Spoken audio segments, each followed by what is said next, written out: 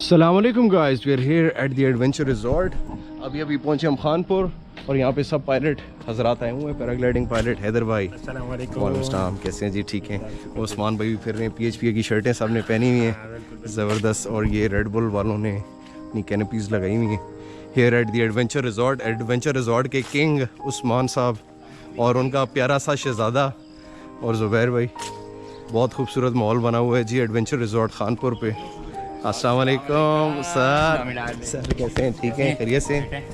और ये इनका पाला शाह बेबी भी है। ये हमारे पाले शाह मीर साहब भी हैं हमारे बेबी हैं। सुनाए जी कैसे? अस्सलाम वालेकुम। Hi Pala Shah baby, how are you? कह रहे लिफ्ट नहीं करानी ठीक है ना, शॉर्ट टर्म। हाँ, अस्सलाम वालेकुम। ये हमारे जी पायलट लाला साहब, इनको तो आप जानते ही हैं। कौन नहीं जानता लाला को, कौन नहीं जानता? दादा उस्ताद अख्तर साहब, दादा नहीं, शकील भाई, फैसल भाई, हसीब भाई। अब मैं सबसे मिलूंगा कैसे? ठीक है सर। अस्सलाम वालेकुम शकील भाई। सर देखे ना, वो साथ प्रोफेशनल टीम भी आई है ना। दोनों टेबल जाओ, टी-शर्ट लो सर। अस्सलाम वालेकुम सर, हाउ आर यू? कैसे? खैरियत से? हसीब भाई ठीक है। ओह सर बस ऑनलाइन सब कुछ ऑनलाइन मिल रहा है। ठीक माशाल्लाह, गुड। हेलो सर, अस्सलाम वालेकुम, nice to meet you. Numan, how are you sir? How are you? Seen a lot from you guys and we are so impressed already. Yeah, thank you. Welcome and thank you for making time out for us today. Thank you so much for having us. The small pilot is here. Hello. Hello. Right guys, Horacio and Tom, two of the best paragliders, are here at the Khanpur Adventure Resorts. उन्होंने K2 के ऊपर और बल्तोरो glacier के ऊपर flying की है, which is one of the most dangerous flying in the world. और यहाँ जाएँ एक ट्रेनिंग सेशन देने हमारे लोकल पायलट्स को, और नॉलेज शेयरिंग सेशन चल रहा है। Respect and learning, it doesn't mean you have to fly with fear, you have to fly, oh, it's going to happen something wrong. No, you have to fly, as Tom says, hearing the pilots who are better than you, with respect, learning on the ground, ground handling, and something really, really important that we could tell you, SIV course. This is key of success as a pilot.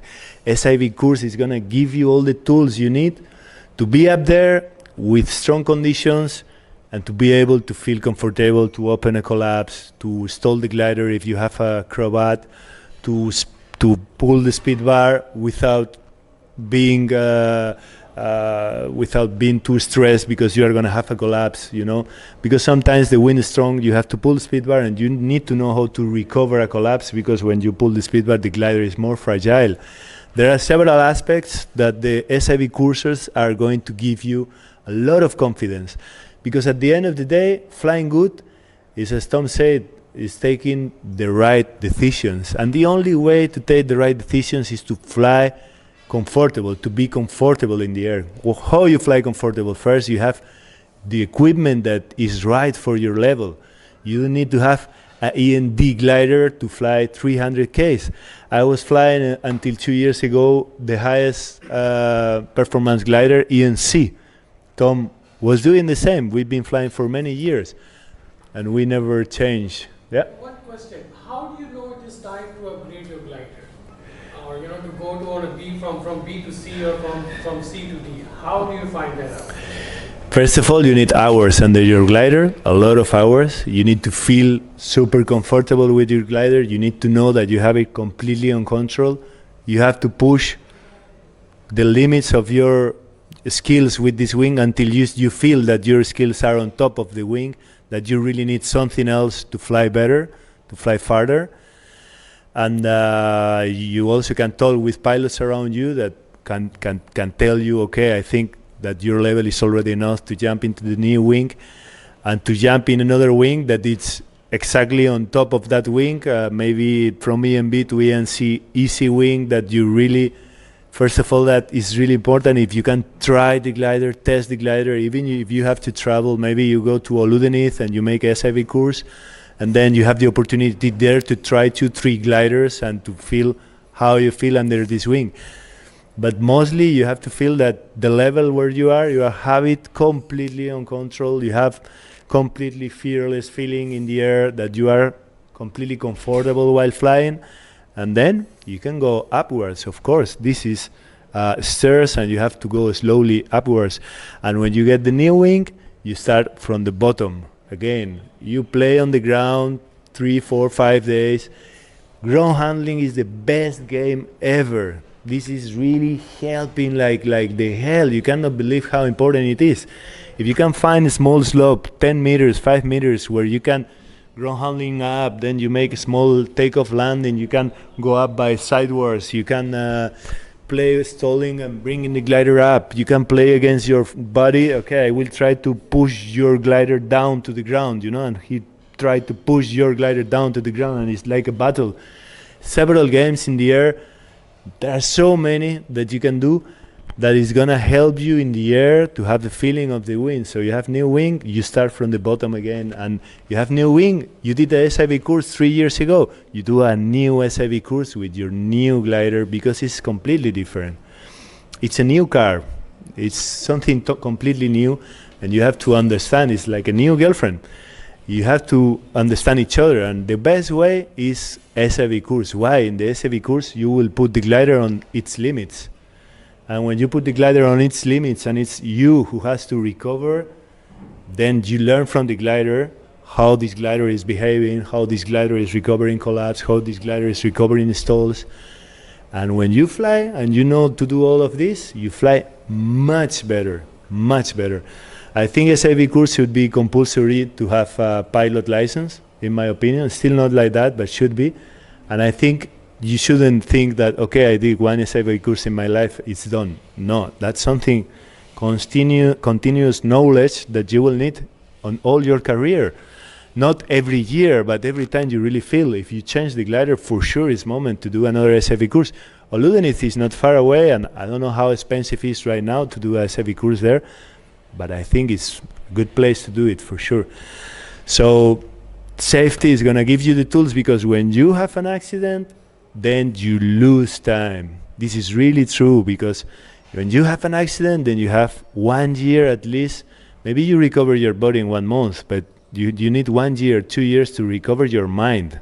This is more difficult to recover, and I had it, and I know how difficult it is. So when you think you are learning slowly because you are doing proper steps, you are learning faster, because you will not crash, most probably, and you will not have to wait 2 years to recover yourself. So think about it, and yeah, Tom is gonna give you some more advices. Yeah, when it's I've seen it firsthand here in this trip. Ramon Morias was taking photos of Horacio, and he was not really paying attention. And in the worst place you could ever imagine, above the Boltoro Glacier, in one of those, Ramon turned into Horacio without checking, and went straight into Horacio. And Horacio, in a snap of a second, full stalled his paraglider, which is a competition D-glider, and Ramon flew just over him. I mean, if he didn't have that reaction of full stalling, it takes guts, to just go, okay, reset. They would have crashed. 100% sure. I saw them, like they saw each other really closely. and imagine 2 paragliders tangled under the rescue, going into an icy area. That would have been a nightmare, just for one mistake, But that reaction came for hundreds of years of experience. And actually, it happened to us also in 2016. I was coming out of a cloud a little bit, taking photos of Horacio. I didn't have my brakes in hand, and Horacio came to me. He saw me, full stall, and passed just below my feet. So this is something you can only do because it's hundreds of hours and a lot of practice. And that's the good thing about SIV, is that they're going to teach you to go into troubles and to fix it. And the day you will really get into trouble, you will answer and react more rapidly. Now, having said that, it's important to fly with gliders of your level. A big glider now are extremely safe. Sea glider are still pretty passively safe, What is interesting when you upgrade your game and you go to a bigger glider is that also somehow it offers you a little extra of safety in some fields. Because with a sea glider, maybe you pass just above the mountain on a transition. maybe you can handle more wind because it's a little bit faster. So having more glide and having more speed, it's also somehow having more safety. So you have to find your balance out there, you know, knowing that, okay, I'm very confident with my big glider, but sometimes when I'm in the wind, I get stuck, you know. Maybe if I go to sea glider, and like Horacio said, you go to down sea glider, you look at the weight range, because many people, they just buy a glider thinking, oh, this is the glider that everyone talks about, but maybe your weight is not suitable for that glider. We all have different weights, you know, and for example, in this, some of the gliders, you would be on top of on the range, which is good for speed, and maybe the glider will be a little bit stronger, but also you're heavier, so you go faster. So you have to, we like to fly our gliders mid to top, you know, not below midpoint, because then you're too light and the glider is just taking you around. And so always first, before buying the model you think is the best for you, look at your weight, you look at the weight range, and of course try the glider. Try it. It's every paragliding school in the world, especially in the Alps and stuff. You just get there and say, hey, there is a test day, I want to try your glider. You fly it for an hour and you see how it is. And what we always do also, what I tell my friends to do is to don't buy a new glider at the beginning of a new season. When you're cold, you haven't been flying for all winter, your reflex, your reactions are a little bit loose, you know. Buy a new glider maybe at the end of a season, play with it in the winter, smaller conditions. Don't go straight into the thermaling day, you know, like fly in the morning, fly in the evening, do some soaring sessions, play with it before you learn. Another thing that here I think is important in Pakistan, I don't know your level, so I'm just throwing things here, but it's to learn how to go down. Many pilots get stuck into clouds, or cannot go down when the bad weather comes, there is strong wind, what do I do, you know? So by doing SIV, you can also ask to learn some fast descent techniques. It can be big gears with accelerator, it can be smooth 360, but everything has to be under control, you know, and you have to practice. This is something you can do in SIV. Many people are really scared of throwing the rescue also. We hear that a lot, no, I don't want to throw the rescue. When you do an SIV, please tell them, I want to throw the rescue. Because you are above water, there's a boat waiting for you down there, there's someone on the radio telling you exactly what to do, just do it. And on a straight line, throw the rescue. You will be amazed on how well it works, and it will give you so much confidence to know that this thing can save you. You have a plan B in case of any trouble. And then the day you will need it, you will think about it. Because if you've never thrown it, you kind of think this is maybe not, you know, when actually it's built for that. You know, thing that people used to jump from plane in the militaries, you've known that area and that time with those parachute. They're made for this, you know. So that's something I would really recommend. And now also, and I'm really sad to say that, but as you might have known, there is one missing pilot in the north, Xavier. He's a French guy. I don't know him personally, but he has lots of friends, and we have friends in common. Xavier was flying here in Pakistan without a tracking system. This is for me unacceptable. I'm so sorry to say, but this is something that if you are going into those mountains, you need to have a way to tell your family where you are, to tell your friend where you are. We don't know what is the situation, but let's imagine that maybe he broke his leg and he's somewhere on a glacier, he cannot go out. That would be as simple as pushing on the button of an InReach or a spot device, and everyone would know where it would be, you know. Sajad Chad had our live tracking. He could watch the flights every day. Daniel also. We had phones, you know, like a lot of phones connected to the device, so people were looking at where we were all the time. Of course, we fly with proper insurance. That's something you also have to think about, you know. We knew that we could get the army in case of troubles, you know, prepare for this kind of situation. This is so sad to still hear that now for 200 euros or $200, people say, nah, I don't need this item. I understand if you fly all together here locally, you have your phones, you have cell phone coverage, this is one thing. But if you start going into the mountains and start flying long distances, and maybe you will find yourself alone somewhere, this is for me unacceptable. The technology is there, it can save your life, people say, yeah, it's expensive, but how worth is your life when you think about it, you know? So that's really something important for us. That makes me think also about the rescue parachute. Again, I'm coming back to that, but with Horacio, we gave a SIV course in Guatemala to local pilots. And before to go, we said, guys, we will check the rescue. And one of the rescue was not connected to the harness. So you throw it and then it just flies away. Ciao. It makes you laugh, but it happens a lot more than what you think, you know. Some rescue parachutes are so badly packed. You look at it, you're like, nah, this is not possible. Some rescue parachutes, they've been packed for so long, sometimes 5 years, you know, 6, 7 years. They are, you know, stuck together like it's been humid and then dry and humid and dry, and it's just won't open properly. This is your safety belt, you know, so maybe today we can do some packing, we can open a rescue parachute, teach you how to do it. This is something you have to practice, and this is something you should do once a year or once every year and a half, really. That's important. And now you see it, you go on YouTube, you find a perfect tutorial to pack it. They are pretty easy to pack, so you spend the time and learn how to pack it, but I think that would be important. Again, this is something that we see it a lot in paramotor also. People just get the paramotor out and go. They don't even check anything, you know. They don't check if there's not many missing ball or the propeller is moving or cracked, or people don't check anything, you know. Sometimes I'm really amazed when we look at the accidents. You're like, okay, we could avoid it because it's just a bit of checking.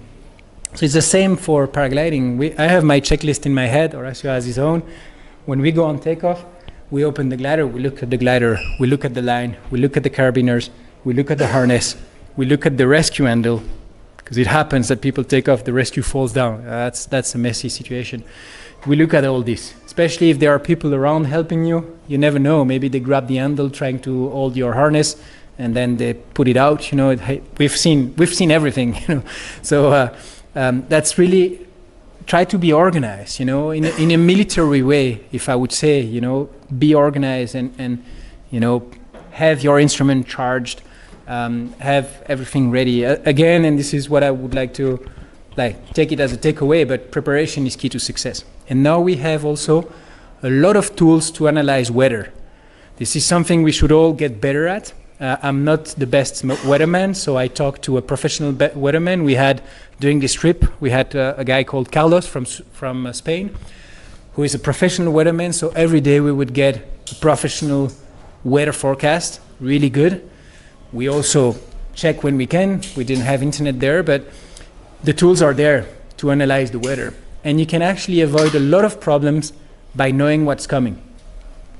You know, okay, this is going to be a good day, but in the evening there are some thunderstorms. Well, you better be careful. This is going to be a good day, but in high altitude there's some strong wind. Well, okay, let's be careful in high altitude. And so the tools are there, so just don't skip it. Don't just look at the sky and say, it's probably good. It's not, you know. Try to get as many information as you can. That's really something that I would insist on. What else do you think we should talk about, Sajad? So, yeah, I think we talk enough. Thank you guys to be here so concentrated. I think now is a good moment for you to talk and to send us as many questions as you want. We're here for you guys. We will after do a packing little... yeah. So, yeah, we will start with questions once Sayed says it's a good moment. Thank you very much, Tom and Horacio. Now I would like to talk in Pakistani language, some major points. We understand.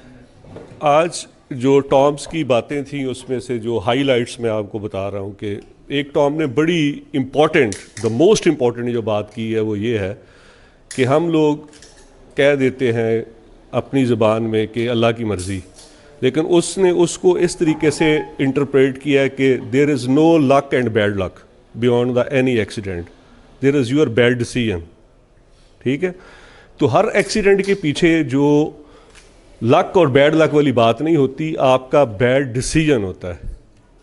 ठीक है, एक उसने ये बात की और ये हमेशा आप अपने पल्ले बांध के रखें कि बैड डिसीजन, हमारे साथ ट्रेजिडी क्या है कि हम बैड डिसीजन भी करते हैं, फिर उसको डिफेंड भी करते हैं, फिर उसके ऊपर बहस भी करते हैं, फिर लड़ाई भी करते हैं उसके ऊपर.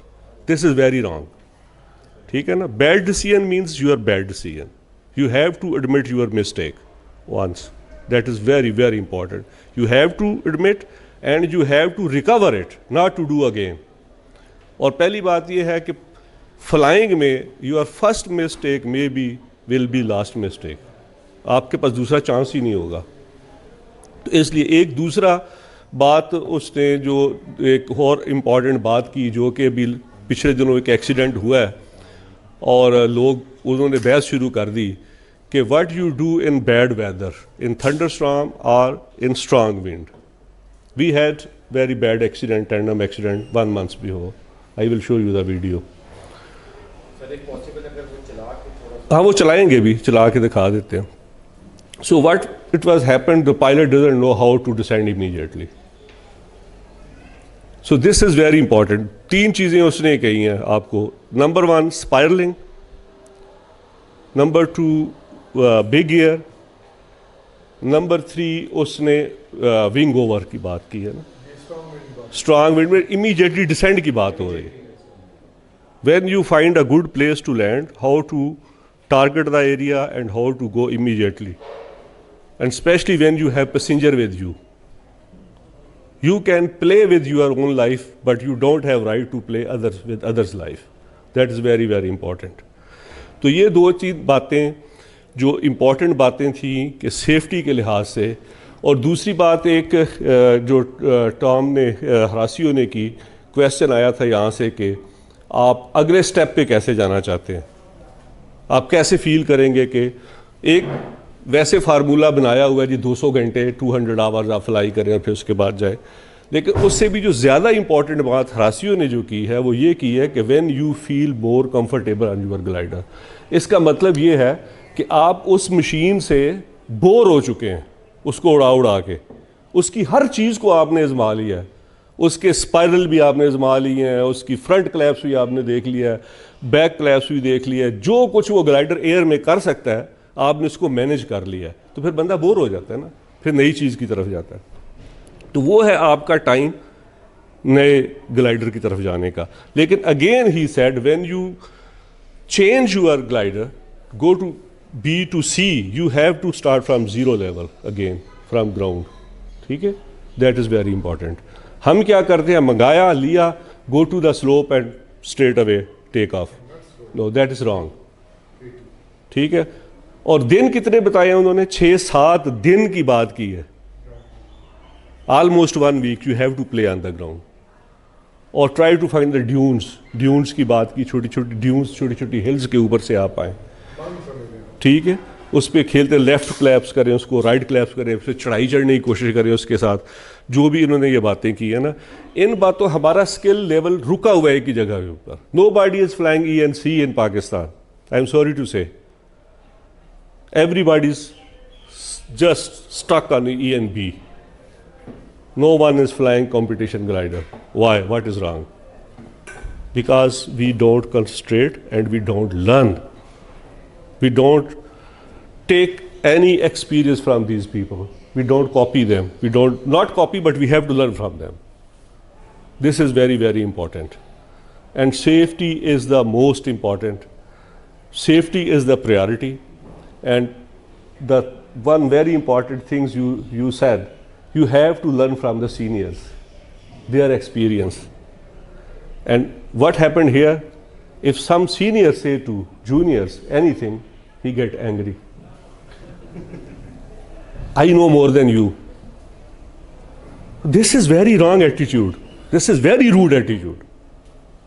When somebody is pointing your mistake, you have to take it very seriously.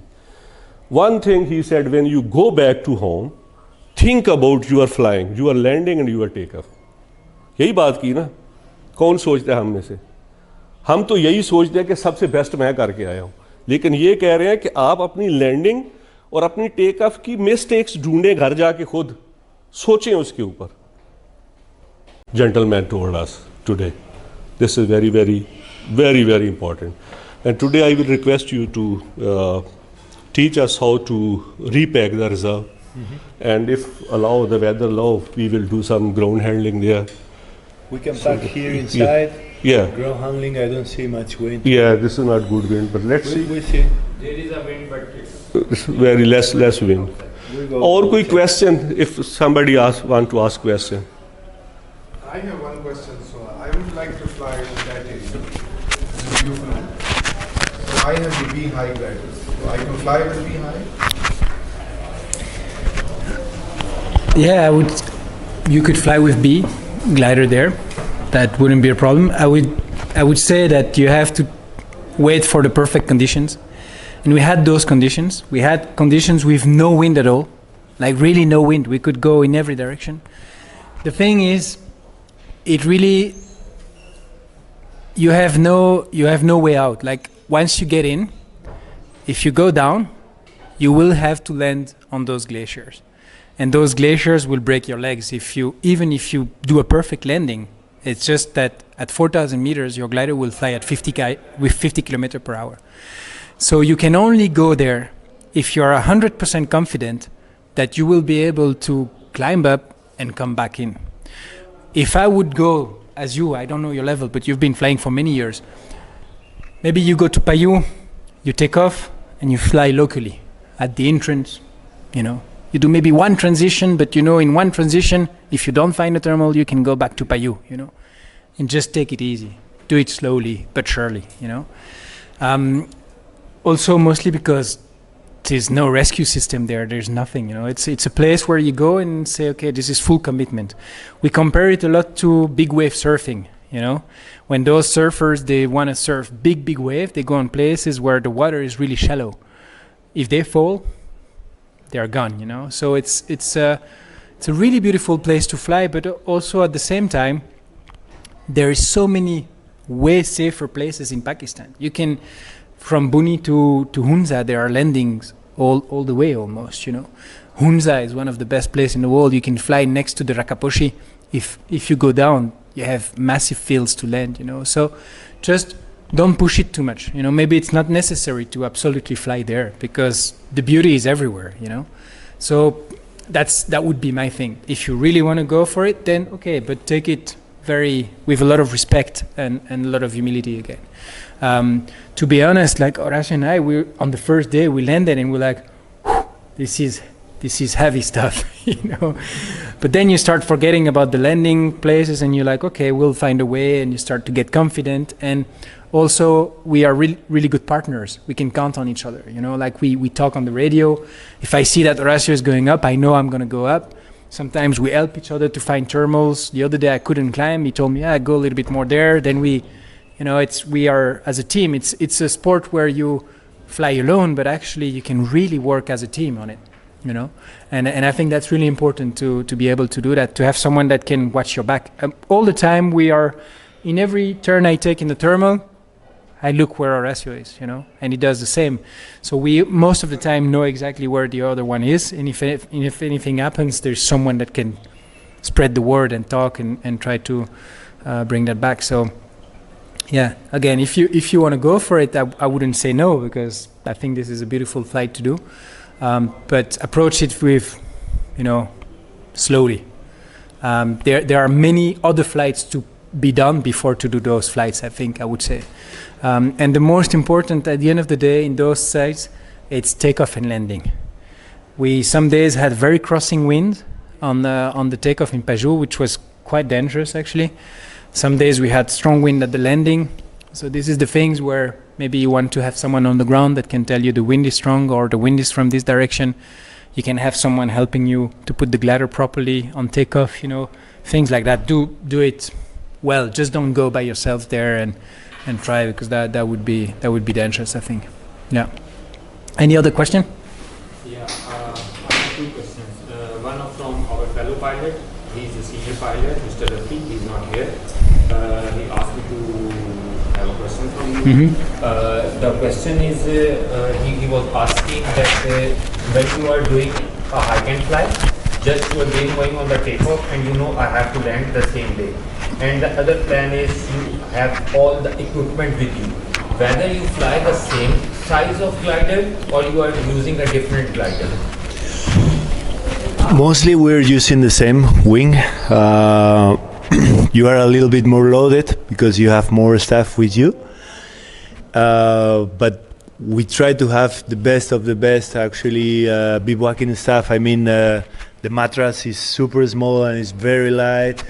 The sleeping bag, actually, what we do, maybe we don't recommend to do it every time, but what we were usually doing was removing the back protection of the harness and putting there the sleeping bag and the things that maybe the mattress a little bit inflated, like Tom said, so you save the space and the weight of the back protector, and you add the bivouacking stuff. No, if you have something light, it's not going to be a lot of weight. You don't need to change the size of the wing.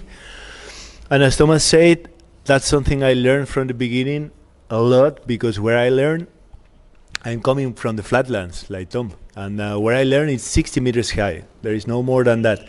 And what is there is wind, always strong. So we learn a lot of ground handling. That's why we insist this is super important. We were playing with the wind every time. But at the same time, we learned that the only way to fly safe with strong wind is to have to be loaded under the wing, no? So if you are a bit more loaded, don't think, oh, I'm gonna lose 0.01 gliding rate. Think I'm gonna be a little bit faster. It's gonna be better. You shouldn't be on top of your wing, of course not. There is a range. But if it's a little bit heavier, it's not gonna disturb your flight, and you're gonna be even a bit faster. So it's not a problem. Yeah. For us, really, the worst situation I can think of is to be stuck in the wind and going backward. And it happens sometimes because people are too light on the glider. You know, so that's really something that you should look at. And you can easily try. We've counted the other day. A sleeping bag is around 1 kilogram. A mattress is 300 grams. A BV bag is 150 to 200 grams. Or if you take a tent, it's 600 grams. So at the end of the day, to be able to sleep out there, you'll have 3 to 4 kilos more, which is not much.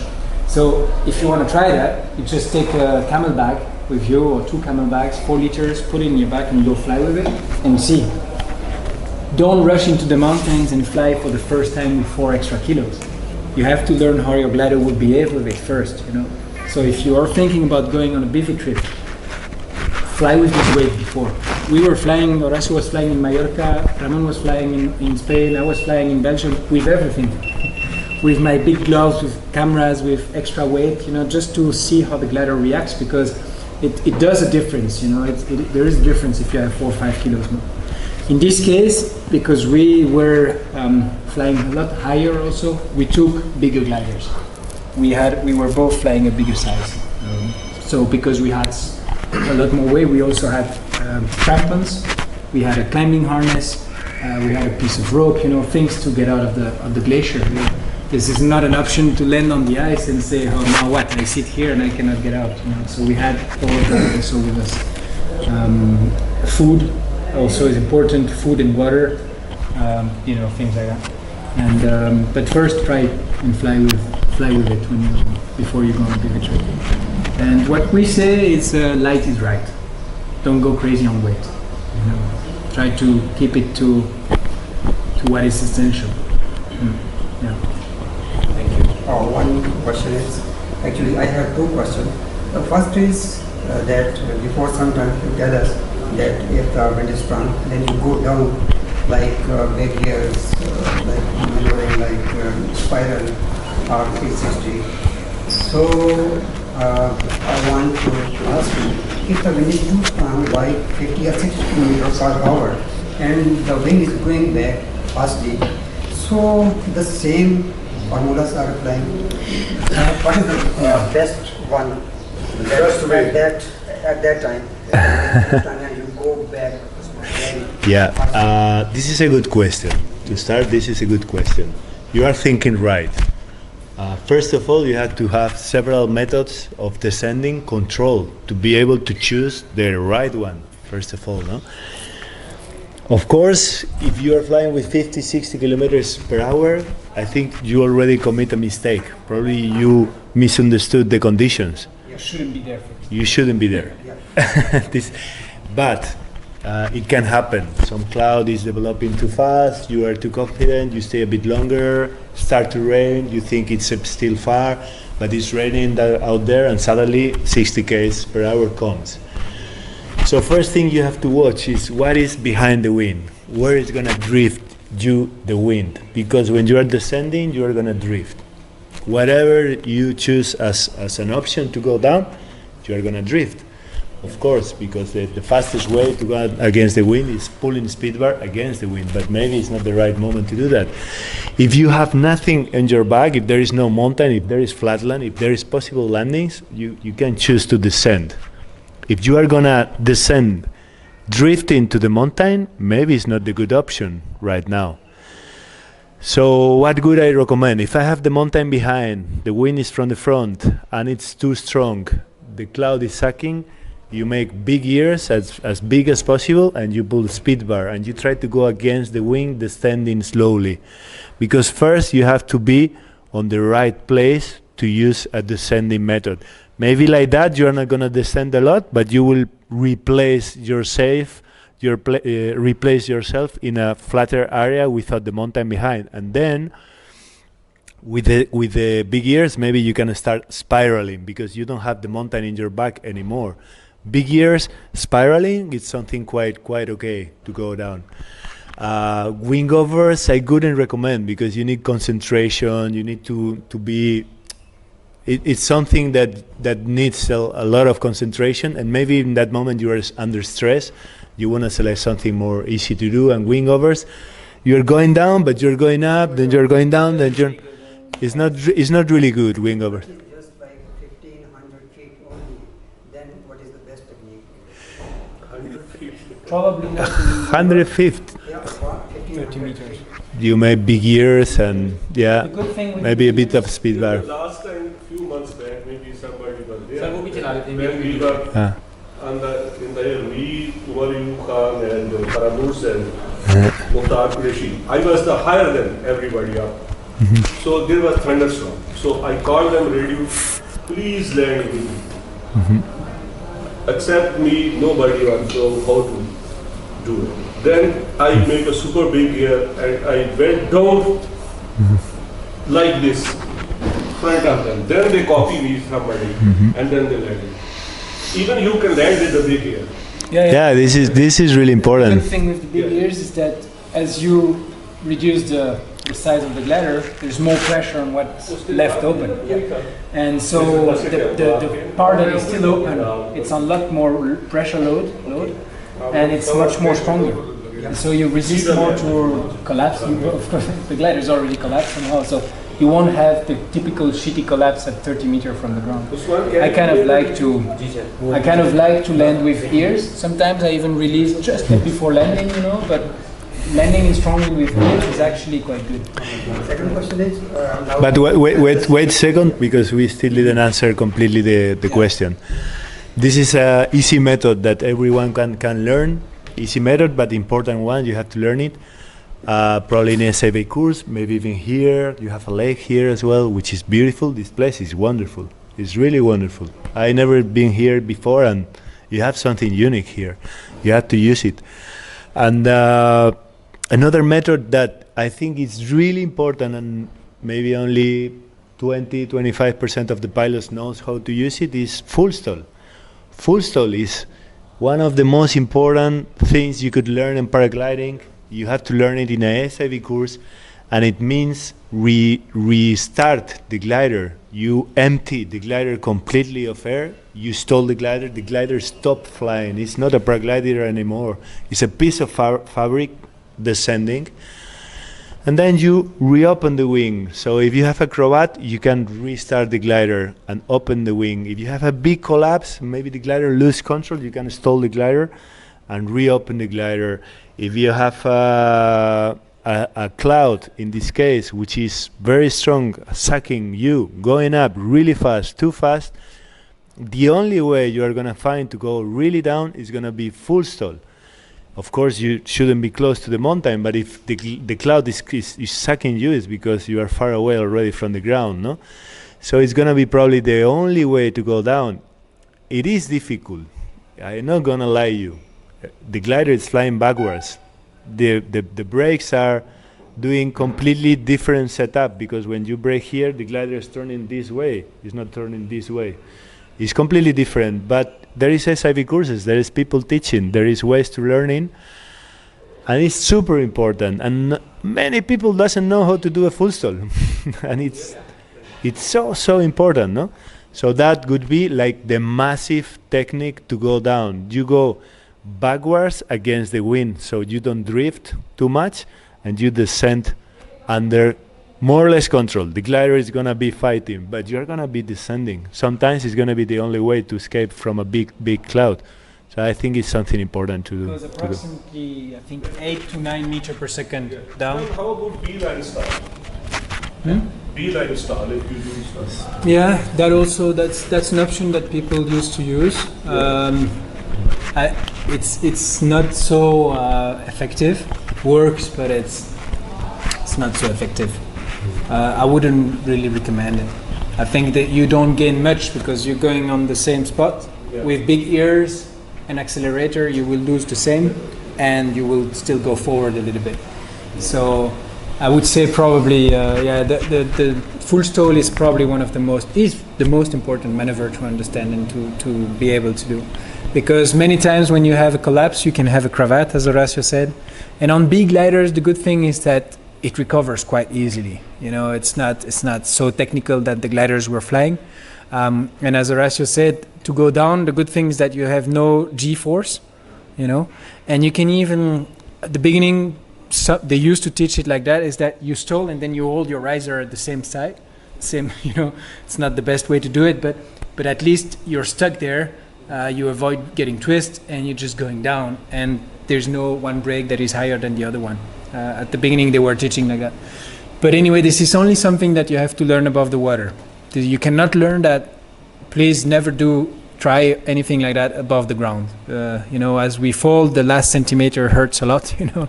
On the water, it's not so bad. I've seen people even landing on the water on full stall, and with the back protection, it was kind of okay. It's not ideal, of course, but you won't die. If you do that on the ground, you break your back. So yeah. But again, let's take the problem at the base. Why were you flying where the wind was too strong, you know? It's again a lesson of humility. If you see a black cloud, okay, it's a little bit dark. If 10 minutes later it's darker, it's not getting better, you know. Just go down. Forget about it. We have a saying, it's better to be on the ground and hoping to be in the sky than to be in the sky and hoping to be on the ground, you know. So it's okay, you know. It's getting dark. Just go down. It's raining somewhere. Just go down. You see the trees. Just go down. Look at your instruments. They are there for that. They give you information. They give you your speed all the time. If you have a GPS or variometer, you can always see your direction and your speed direction. So that's something I always do. Like every 5 minutes, I look at my speed. Am I fast? Am I slow? Am I faster than 5 minutes ago, or am I slower than 5 minutes ago? Where is the wind coming from? You should always know where the wind is coming from, and which is the intensity, and what's the speed of your glider. Do you know, for example, what is the speed of your glider at full speed? If you don't, you know, you have to try it. You have to, one day when it's smooth, pull the speed bar. This is also something that people don't use much, is the speed bar. People are a little bit scared of the speed bar.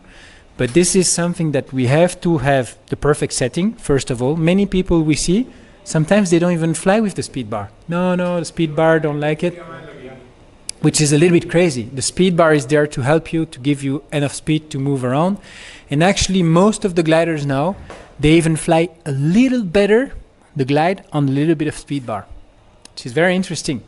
So when I do a transition, almost every time I'm a little bit on the speed bar. Not full on, you know, but a little bit. If I see that I'm going slow, or if I'm losing altitude, push a bit of speed bar to avoid being in a zone where it's just going down, you know. So think about the speed bar. Keep it in mind, yeah. This is the excellent 1.5 months ago tandem accident in Pakistan. Strong wind, yeah? Strong wind, yeah. See the input out. Small ears, yeah. It's not going to be good.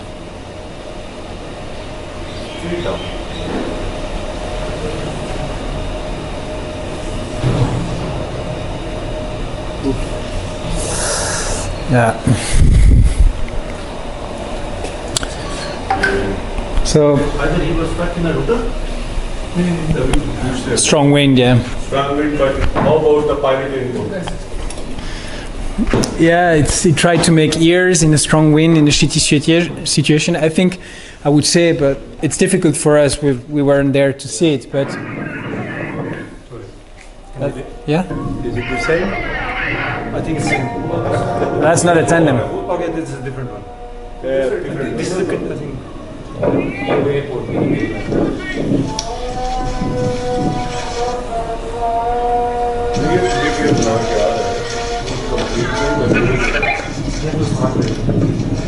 Okay. That's good. Yeah. That's good. I was there as well. Why you pulled the big ear? You were practicing? It was windy, or It was windy that day.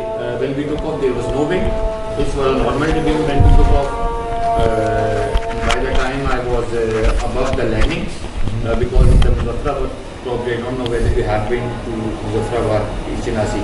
We have a very narrow valley coming from the Kashmir side.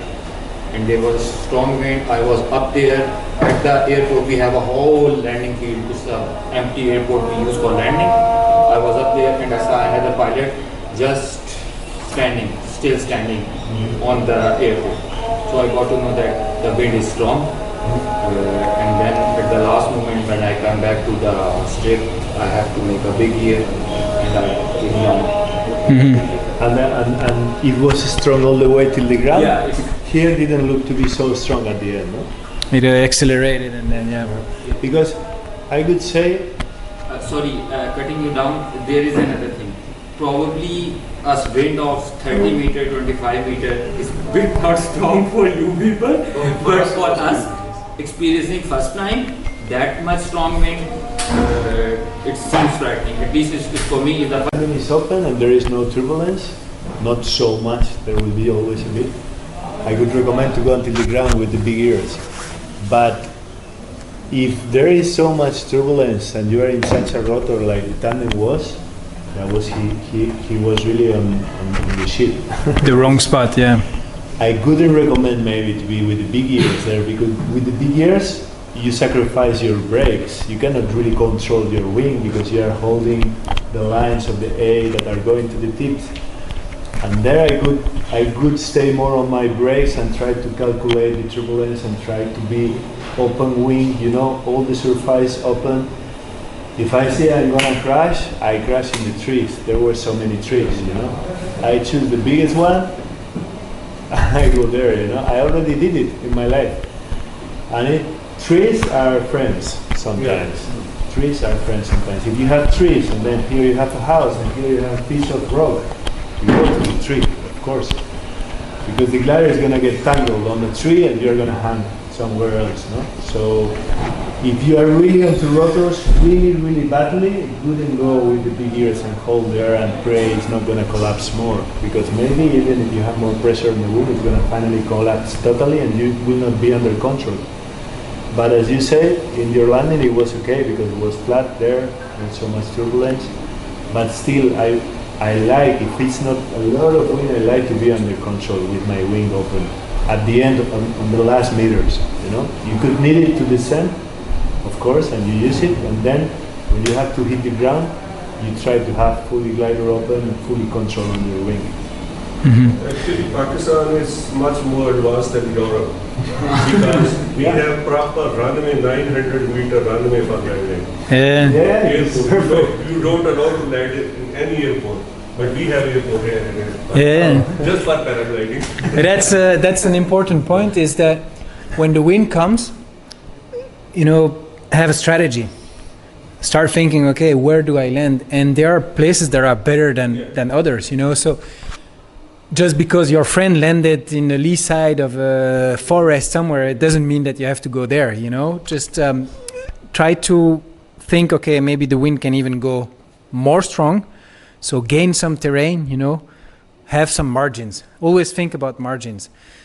What I like to do, I'm a fisherman, and I like to spend time on the river. And I spend a lot of time looking at the water and looking at how the water moves on the river, Just sit next to a river and look at what it does.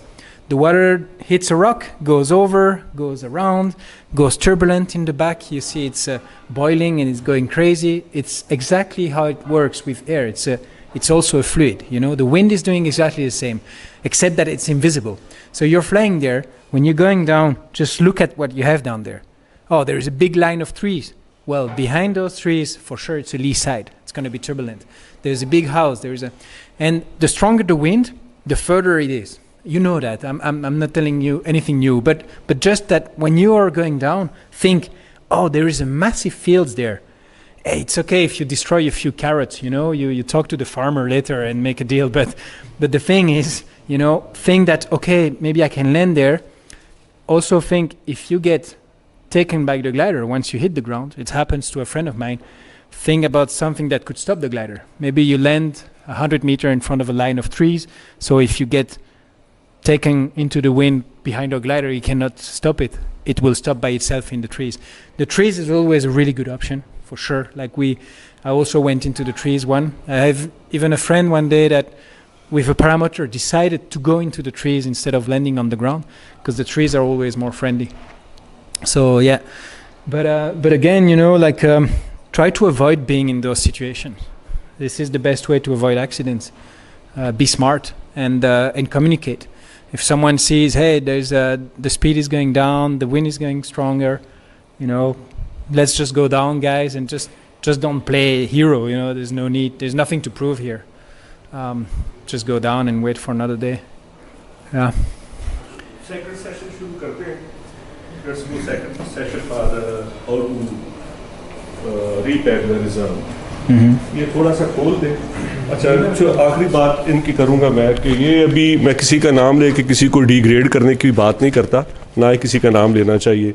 लेकिन अभी आपने खुद देख लिया उसको, ये जो tandem accident था, तो उसने खुल के बात नहीं की, उसने कहा जी कुछ भी नहीं किया पायलट ने, ठीक है कि नहीं. और जब मैं ये बात कर रहा था, मैंने जब अपना डिसीजन दिया कि पायलट ने कोई प्लान नहीं बनाया था माइंड में कि उसने कहाँ लैंड करना है.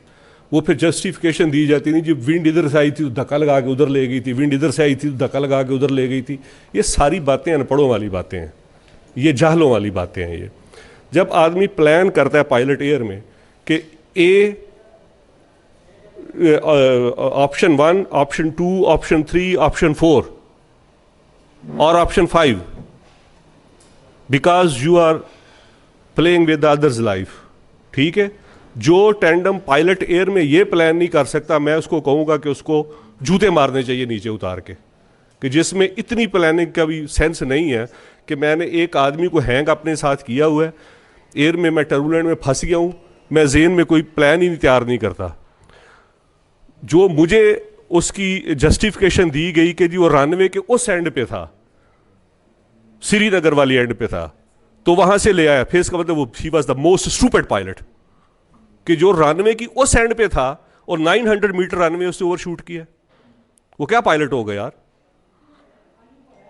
तो बात फिर वहीं आके रुकती है कि हम गलती मानने की बजाय जस्टिफिकेशन देके दूसरे को बेवकूफ़ बनाते हैं.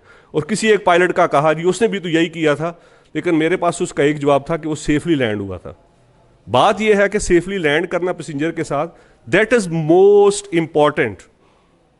कि आप जहां भी लैंड करो, in case of any emergency you have to land safely, ठीक है. उसमें कोई ये उस्तादी दिखाने की जरूरत नहीं होती कि नहीं जी वो यूं हो गया था तो वो हो गया था. इसका मतलब है कि आप सीखना ही नहीं चाहते, आप कुछ करना ही नहीं चाहते, ठीक है. अभी आपके सामने डिस्प्ले हुआ, वो देख रहा था वो दोनों उसकी तरफ कि कोई इनपुट नहीं दी पायलट ने. किसी को इनपुट नजर आई है पायलट की? कोई इनपुट नहीं थी ना. तो ये गलतियों से आदमी सीखता है. लेकिन यहाँ ये है कि गलती किसी की निकाल दो, बताओ उसको, तो वो माइंड कर जाता है, वो गुस्से में आ जाता है. तो जब ये एटीट्यूड हमारा होगा तो देख ले. I start flying 1986, India start in 1989. I was 1 year old. Yeah. and they have lot of competition pilot. You know Daibu Chaudhary, he is very good pilot, he is acro pilot also. Daewoo hai, yeah. And even so many pilots are there. Gurpreet is very good pilot. They have competition pilot. Why? Because they want to learn. They don't want to be instructor first. And our pilot, everybody is instructor. We don't have pilot in Pakistan because all of us we are instructor. This is the big problem. This is the most biggest problem. Can you tell them little bit about how to get the license for the instructor pilot and for the tandem pilot? I don't know How how difficult is it? I don't know how it works here in Pakistan for being instructor, but who is instructor here? Real instructor? Who is teaching you guys? Which is the school? Everybody.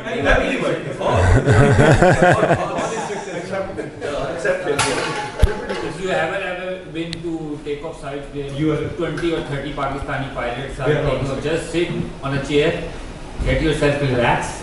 They will teach you. And see what's happening. You will learn a lot. They will start teaching you. Yeah, I don't know how it works here, but in Spain you have to do the course to be instructor. Of course, if you are a senior pilot who has been here many years and you have a lot of knowledge to share, is perfect.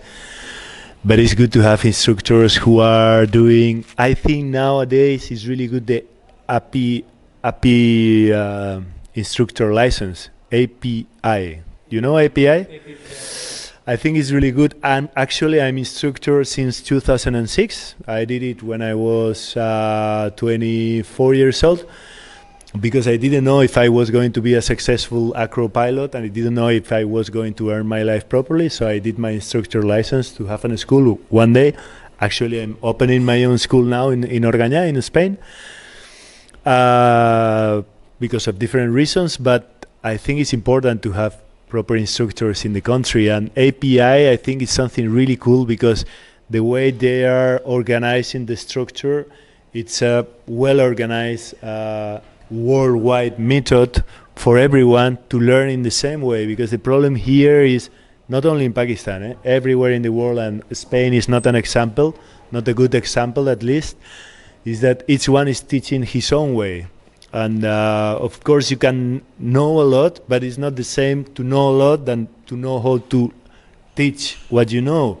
And the best way is to learn how to teach, and I think this is really important. APA is something I will do soon together with my cousin Raúl Rodriguez, and I think they develop a proper system that should be well organized the way you teach, and that is the good way to teach and to learn. Of course, I don't know how it works here, but that could be a good recommendation that one of you guys, the best pilot here, or one of the pilots who is interested, do this instructor license, and then I think here is a place to do a proper also tandem business, because this place is amazing, and I think no one is really exploding this possibility, and it's something really cool that it could work very well. It's a lot of work at the beginning, but it could be really nice. There are so many places here where people could be ready to pay for a tandem. I don't know how much, but quite expensive. And this is a very good business. And then it can be linked to the school, to the paragliding school. There is a lot of possibilities in this country. It's really, really. You were right to talk about India, because India is a pretty similar example in a way, in the term of culture and the country and the situation. If you go to Bebeling, there are 150 tandem pilots making a living out of this, mostly with Indian tourism. It's not even people coming from abroad, and it's quite striking to me that there is nothing like that here in Pakistan. That's the first thing. And also, what is interesting with tandem is that it brings a lot of new students, because people, as you know, they do their first flight in a tandem and then they love it and they want to learn. So that feeds the schools, the paragliding schools. As soon as you start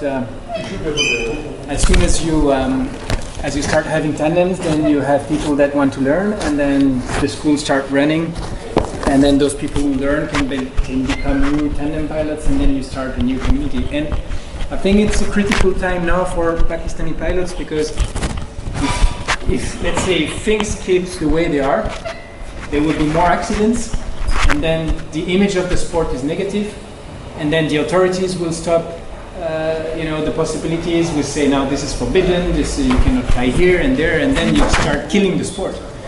So you're in a situation now where I think it's important to teach properly, to learn properly, to avoid accidents, and to try to grow the community. Because today you're 15 here, but if you're 2,000, 3,000, 5,000 license, then you can start bringing, coming with some power and maybe get a new flying site, maybe get some investment, maybe get a new landing site, and make the sport evolve. So I think that would be interesting, you together, to build a strategy and to think about a strategy and how you can improve the situation here. And we can help. I mean, we can give advices. We can, if at some stage you guys say, hey, we would love to do an SIV course. We have a lake here. We have a boat. We have a winch. We know everyone in the scene. We can send someone that can teach you for 2 weeks. Ramon Morias, for example, as you know, the paramotor pilot, he travels all around the world. Comes with his paramotors, teach people for 2 weeks, and then he goes home. And you stay with the knowledge. So I would say, of course, we all try not to spend too much money in our passions, because it's already quite expensive, but it's money well invested, I think. You tell us that you start the paragliding in 14 years old, you are at that time you start. So what do you think 14 years old or 10 years old male or female, if there's any interest, so he or she can start the paragliding in 10, 11 or 12 years old? In France, they put the limit to 12 years old, and they do a proper training, like a specific training. And I think 12 years old, you can be smart enough to fly smart if you are well surrounded. In other countries, it's 16 years old. I myself, when I was 14 years old, I felt that it was a good time to start, because you learn so fast when you're young. It's like everything else in life. I think it was a good time.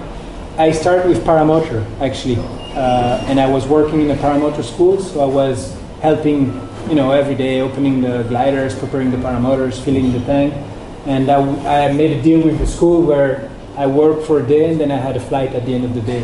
So it's kind of an exchange, and it worked really well. I learned a lot. So that's the way I learned. I think it's interesting to learn young. And I think in France, some of the best pilots that we see now in France, the acro pilots, they were not allowed to fly before, was it 16, I think, at the time, or 14. And so for a year and a half, those guys were only ground landing. They were allowed to play on the ground, and they were only doing that. After a year and a half,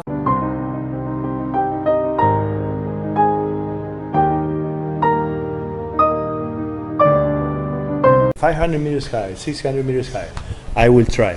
What I say always is, I give 2 seconds to my glider, 1 second to the ground. 2 seconds to my glider, 1 second to the ground. You never stick to the glider. If you stick to the glider and to try to reopen the wing, you will lose the control of your altitude, and maybe the crash is coming and you are not prepared for the crash. One lesson I learned from my cousin Raúl is, if you are gonna crash, because sometimes there is no way to avoid the crash. If you are gonna crash, forget about your wing and watch the ground and crash properly, because it's not the same crash watching up and boom, that watching down, preparing and and try to roll. So if you're gonna crash, you prepare the crash. You shouldn't arrive to that point, so you lose the control. The glider is losing control. You put two seconds on the wing, you put 1 second on the ground, try to reopen, try to stop the wing. You cannot suddenly twist. When there is a twist, 1 twist, you still have brakes. 1 twist and a half, you still have brakes. 2 twists, there is no brakes. No. What can you do when you have to twist? Throw the rescue. What is gonna happen mostly when you have twist? The glider is gonna shoot sometime, you cannot stop the shoot. The glider is gonna collapse completely. The glider is gonna probably open one side and not the other, and then you will have auto rotation. Auto rotation is, with twist, is one of the most dangerous situations, because when you throw the rescue, maybe you throw the rescue and the glider takes the rescue. So what do you do when you are gonna throw the rescue? First, you check the altitude, you know you have to throw the rescue, you hold the handle and you take it out.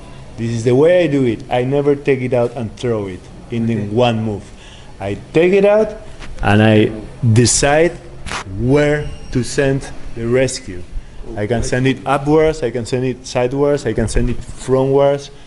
You decide. Why? Because if you are in a rotation, you have mostly to throw it to the back of the wing upwards. So the glider is going down and the rescue is going up and it's opening. Because maybe you are a little bit afraid, the glider is doing like that, you throw the rescue, there is no rescue. We use 3 rescues in aerobatics. I use 3 rescues. Imagine, I have the base system, I disconnect with my glider, I have new wing, the base canopy. Second one, I have triangle. This is the one I always recommend. Rogallo, Beamer, X triangle, it doesn't matter. But it's very much better to be able to choose your landing, but you need to learn how to use it, how to manage this rescue, because you have to take out probably the twist of the rescue, and then you have to take the glider down, put it in between the legs. There is a job to do, but then you have proper landing. For that you need SIV course to use triangle rescues. You are not going to be safer if you put a triangle rescue in your harness but you don't know how to use it. If you don't know how to use it, it's better round rescue. Round rescue is my last option, my third option. I don't like it because when you throw it, you only can pray. It's good to pray, of course, but it's better to be able to choose your landing. For that you need triangle rescue. Okay, but you need to know how to use it. That's only SIV courses. Okay, so to throw it, you take it out from the harness. First of all, you decide where is the angle you want to throw it, and then you throw it strongly, with decision and open hand. Okay, so throw the rescue. One thing is I want to clear. Yeah. He said first I use my base canopy. Do you know what is base canopy? Nobody knows.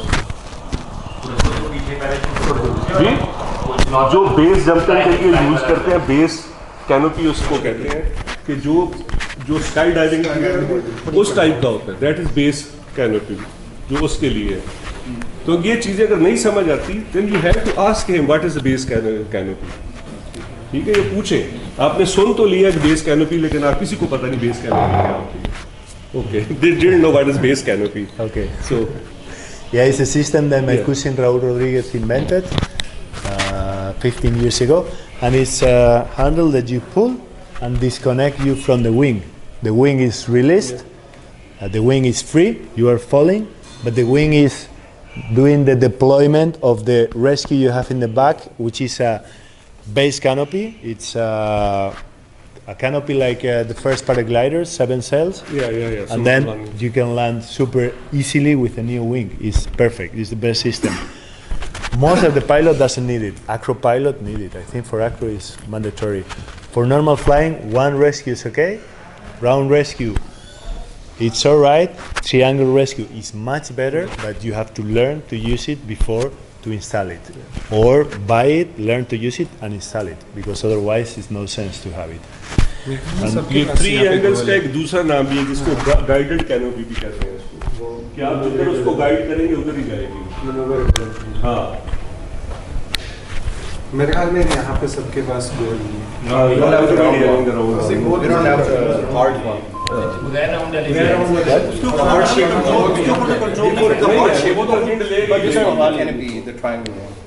but none of us uses it. Yeah, it's okay, it's normal. Most of the people doesn't use it. But in the future probably if you are gonna fly like a little bit more aggressive, you wanna do cross country in difficult places, you have more chances to use. Much better to have triangle. Much better. But you need to learn to use it. But it's good to have round rescue. Most of the people have that one. 99% of the people is not gonna need it.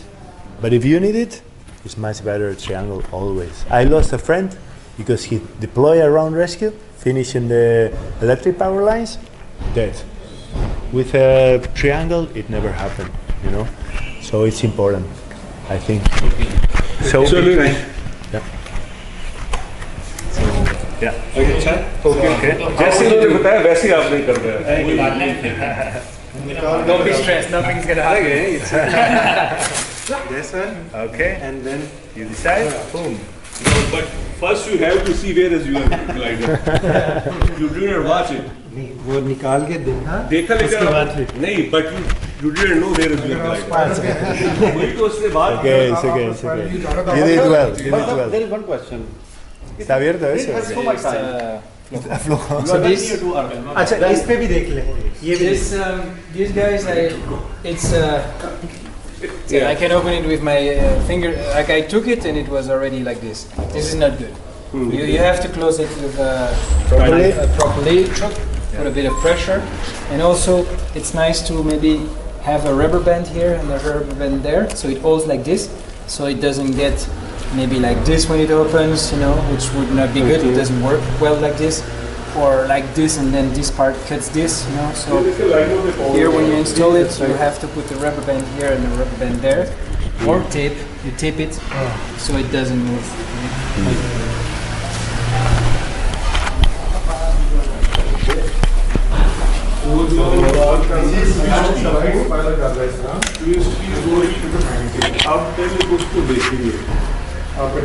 उससे पहले इसमें एक और चीज़ कही थी कि पहले अपने ग्लाइडर को कंट्रोल करना। अगर आपका टाइम है तो अगर टाइम नहीं है तो फिर ग्लाइडर उससे दूर फेंकनी है, उसकी अपोजिट डायरेक्शन में फेंकनी है। आपके सामने ऊपर है स्पाइरल अगर तो स्पाइरल यूज आता है लाइट का तो वो तो खुल जाएगी लाइट और ऑन हो सकती है। लाइट ऑन करते हैं अभी तो स्क्रीन चली गई के ऊपर आ गया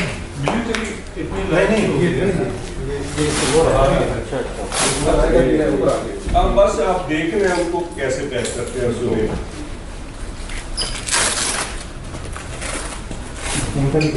खुल जाएगा ये वाली आप देख सकते खुल जाएगा ये तो ब्राइडल फिक्स है ये सारा कर दे उसकी बात कर रहा था वो जैसे दिखाया जो डीला था वहाँ से ओपन हो गई वहाँ से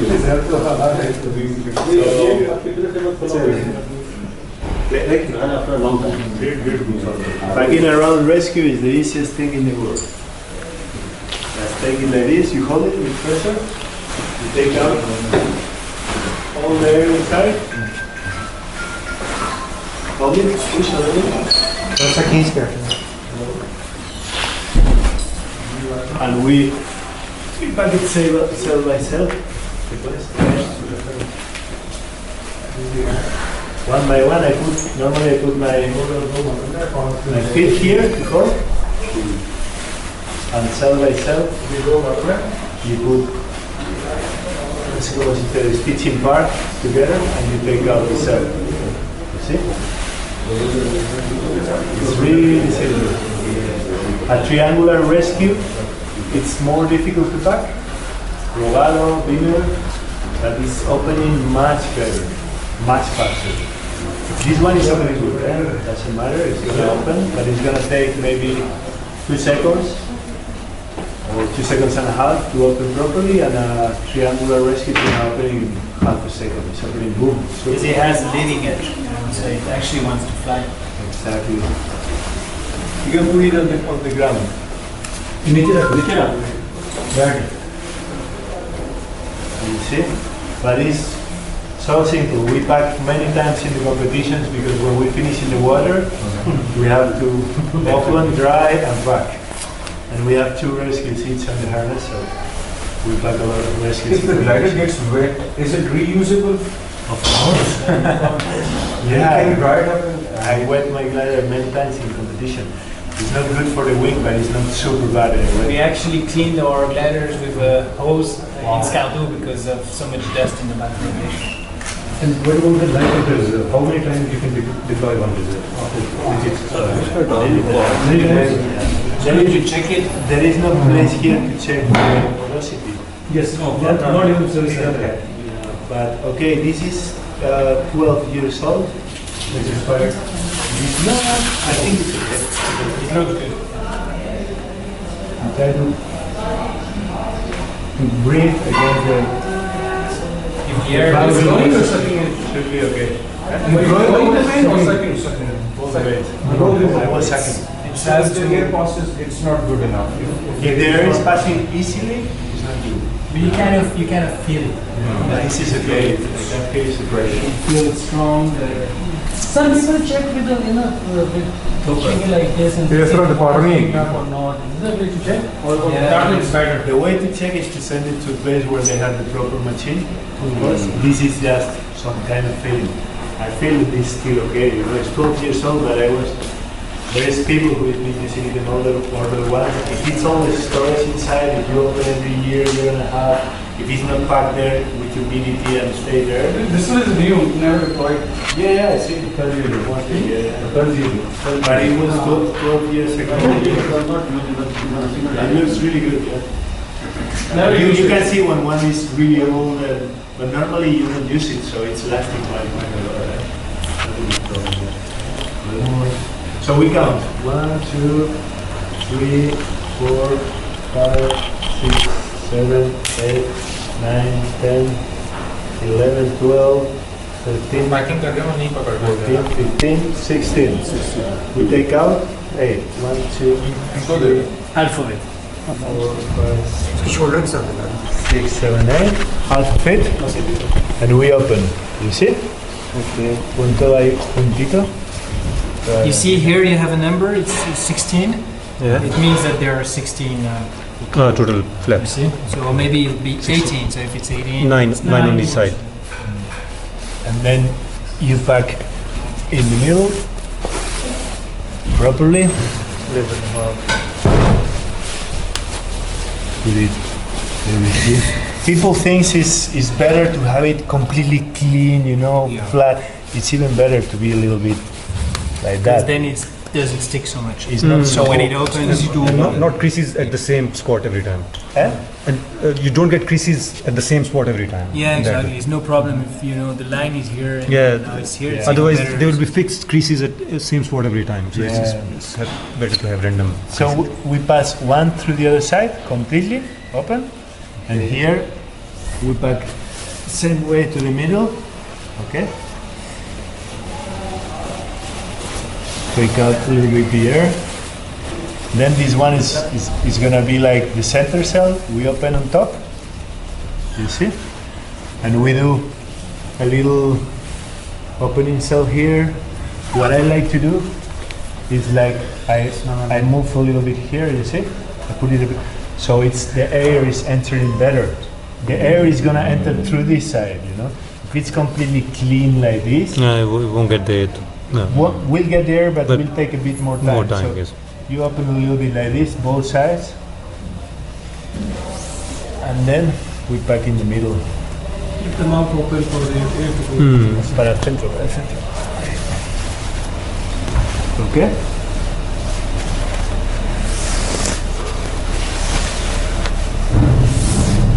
And then where is the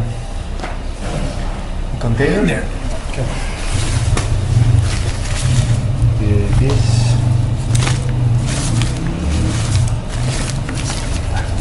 So, people is using elastics. To be honest, I don't use at all elastics. They can melt a little bit. Will stick to ¿Y cuál es la...? Es raro, ¿no? ¿Qué sale por aquí esto? Por aquí, ¿no? Sí, esa es la última que no. La niña se pone la Yeah.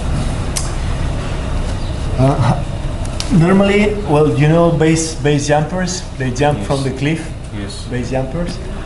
And if they have a bad opening, they hit the cliff directly. They have to pack the lines of a much complicated rescue, which is a base canopy, which has 7 cells, which has 2 grades.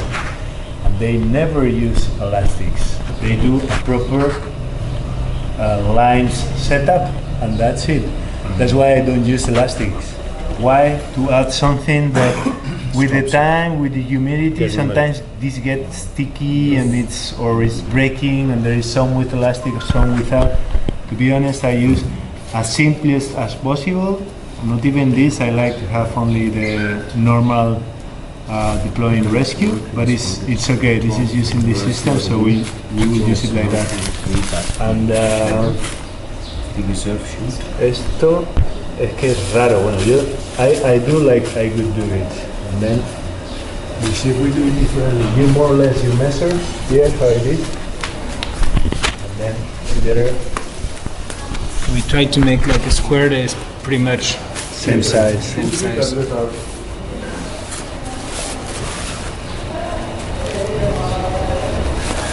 and Horacio, pilots, teaching us how to make. Why I do this? Look, there is some people who take this and put it on top.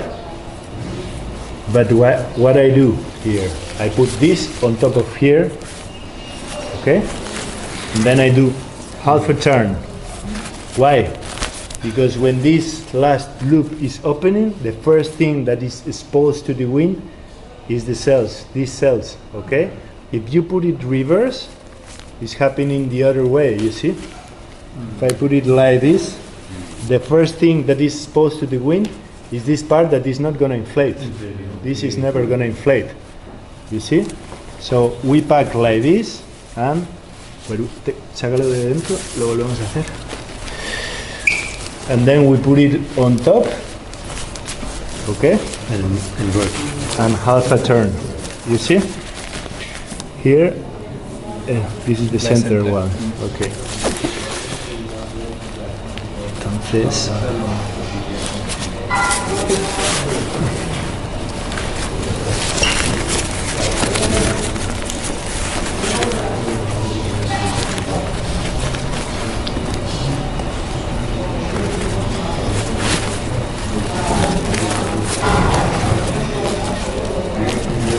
no me gusta mucho esto, Queda feo, Queda feo. Primero pero quise.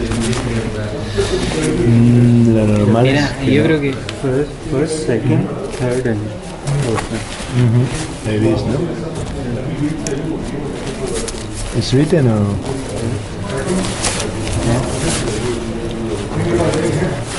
Say this one. pero ves que aquí estaban las líneas, entonces Ya, sí. da igual.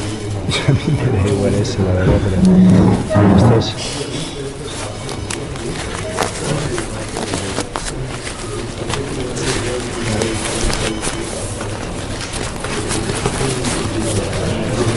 Ah, claro, si no hemos hecho las líneas nosotros. So, what I do normally, first I close 3.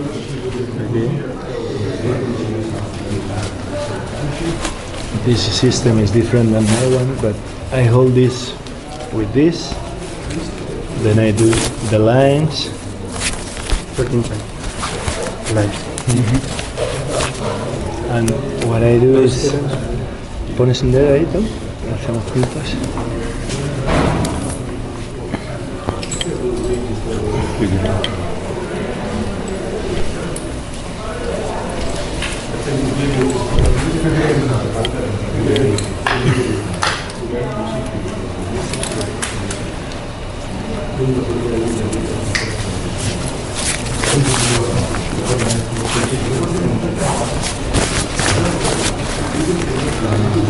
And then I close with one loop.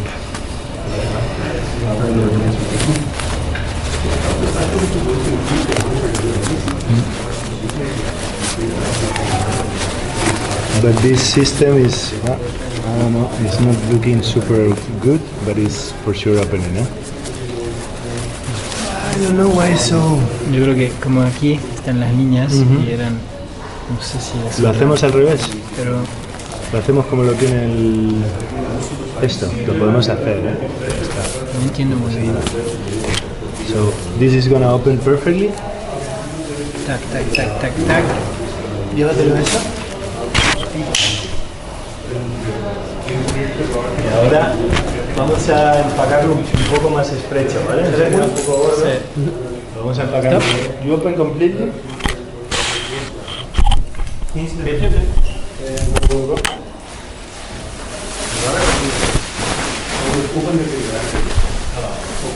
Now we are packing a little bit more tight because this container is small. Little bit small.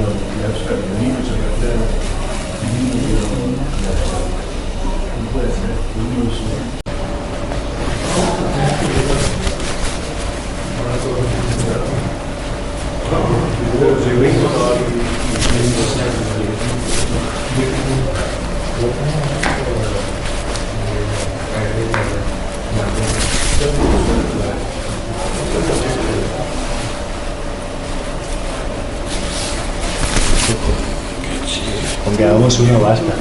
Pegamos una resina. This is the last one, maybe? No, one more.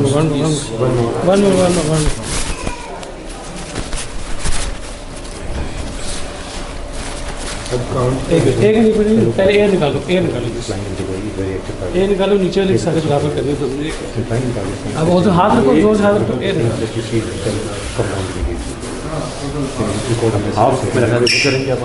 now we count You know you had 16.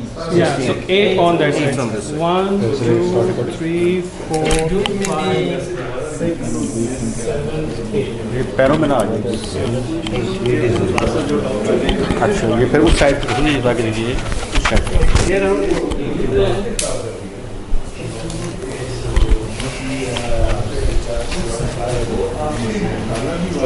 now do we close this one half of it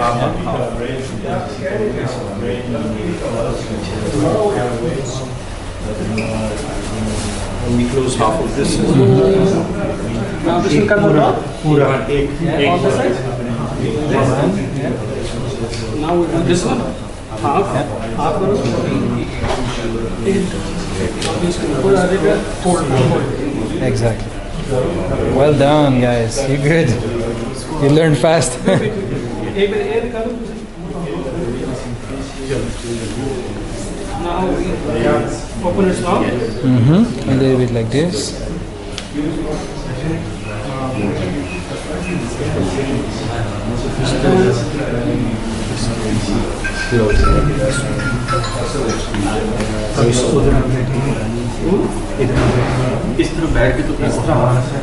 अच्छा वो half So there you look at how big it is.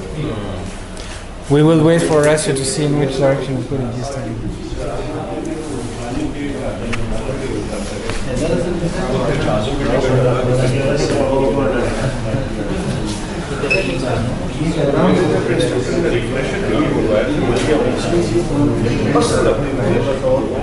Yeah, we don't. Unsafe, very unsafe. It's just one more thing that you don't really need. We can. yeah we can take that out इसके नीचे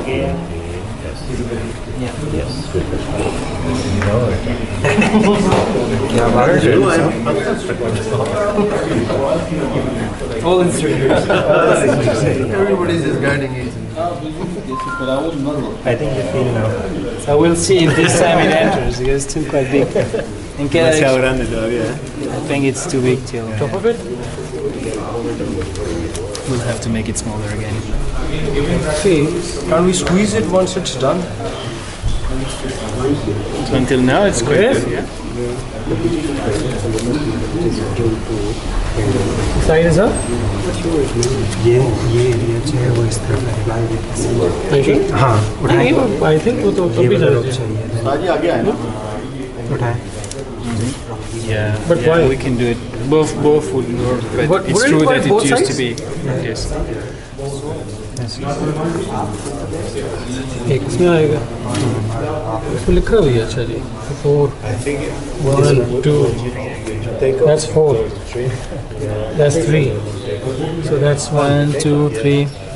Plus is going here then 2, then crawler, and then wait ना यहाँ पे wait आएगा Fully closed? Yeah, I don't know which is this glider exactly. I didn't try, but normally I take off with the trimmer closed. Is the best. In the air, I open a bit, depending on the wind. If it's too strong, I open more. If Yeah. it's normal, I keep it closed. If it's you adjust in the air, and before landing, if the wind is not strong, you close a little bit again, and you land slower. So it's Okay. better. If the wind is slow, Okay. it's better to have it a little bit closed. So the glider is gliding a bit better. It's floating a bit more. Yeah. You open for the strong wind. Just only Yeah. in strong wind. Yeah. That's good. Because if you fully open on the takeoff, Yeah. the glider is gonna shoot a lot. When you Yeah, put fastly, rapidly yeah, and coming maybe up. the takeoff is gonna be a little bit too much. Okay.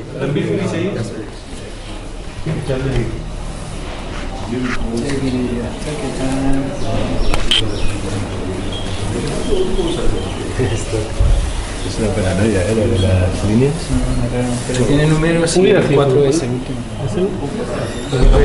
Ahora lo que veo, claro, ahí es donde irían las líneas, ¿no? Ahora. Sí, eso lo entiendo, sí. Perfecto.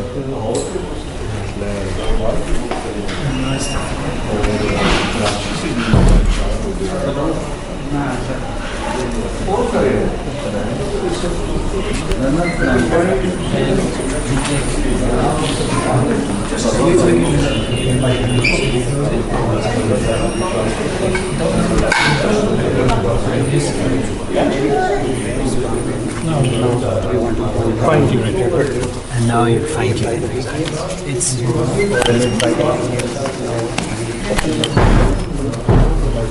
say it looks better. Don't be scared to squeeze it a little bit. that's the first pack Really clean, man. Well done. we used to have pack our gliders always cell by cell that's why Yeah, of course. But it's just, it's interesting. it extends that the life of the glider. Yeah, for sure. It's good that you practice.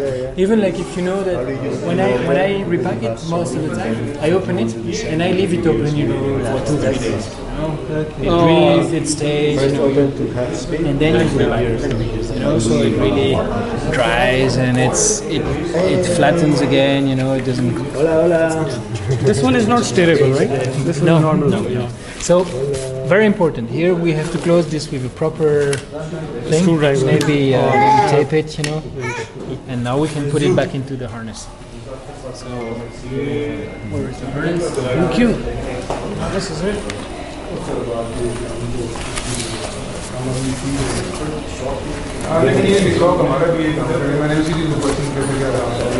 So even the steerable reserve would be packed the same way? No, it's different way. Different. But at the end of the day, it should be cell by cell. It won't be too much of a difference, would it? It's a little bit different.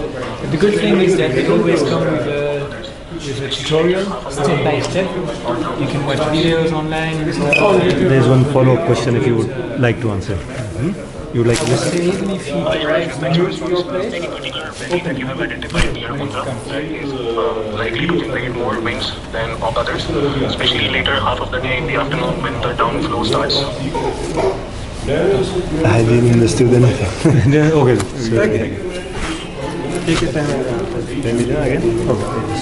है sir कोई मसला नहीं हमारी अगली generation तो हमारी हो सकता है पहुंचे ना हम भी हमारी जनरेशन से गए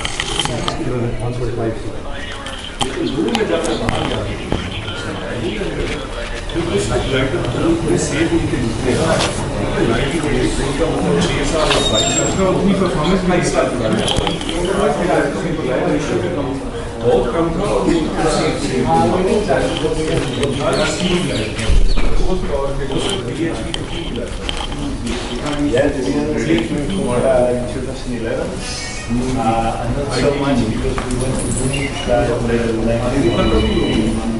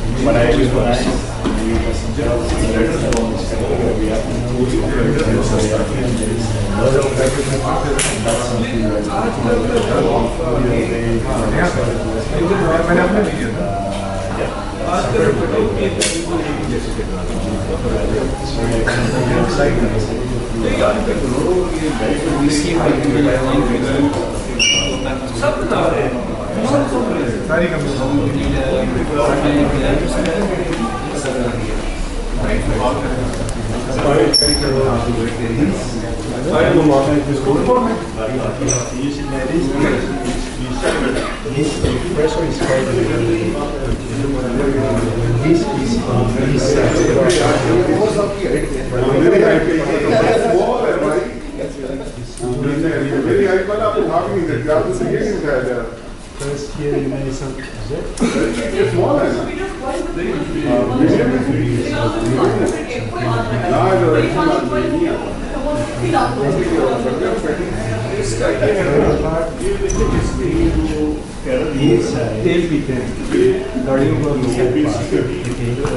competition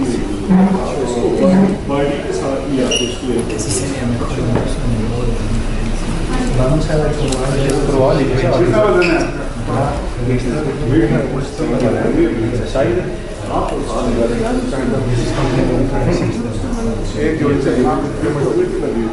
अच्छा उसमें से किसी ने निकाल लिए फिर मैंने लगाया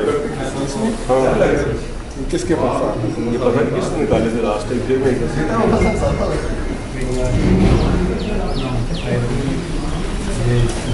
ये इसका वो मंकी बार वो रस्सियां अपने हाथ में लिए वो I do this because somebody is extracting better than आपको ये मिली है ना this क्या कहते हैं compression. उसी हाइट पे आपने अपने कंट्रोल उसमें आप स्मार्ट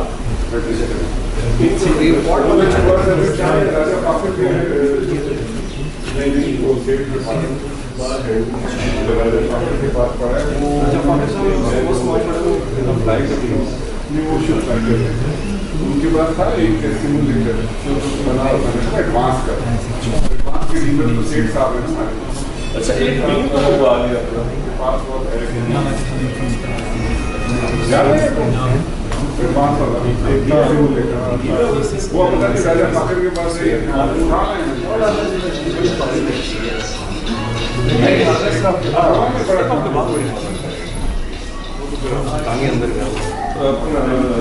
आपके लिए और ये जो लाल ये क्या लगती है अब gas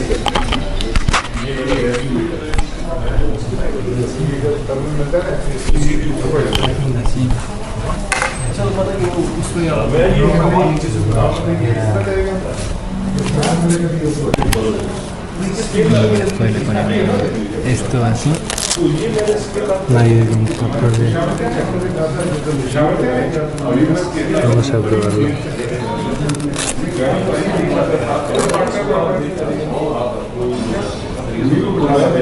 No me gusta, ¿no? Es un sistema un poco raro.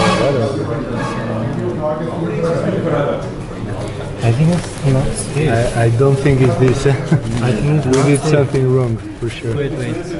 Why is this broken? Yeah. This has been broken, no? Or it was always like this? Yeah. Like this, okay.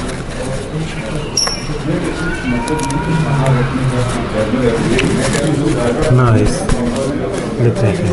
I don't like it. You don't like it? No, this is super loose. Yeah. I think it's not safe. This is super loose. Yeah. Esto era así, tío. Vaya peligro, ¿no, Martín? No me gusta nada. It's like this, just in fact the packing is this. fondo. Ahí. Solo falta que uno de estos se les abra el paracaídas porque se instala mal.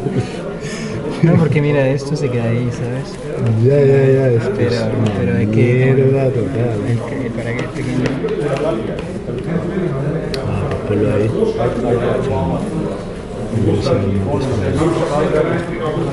¿Esto cómo es? Put it inside and then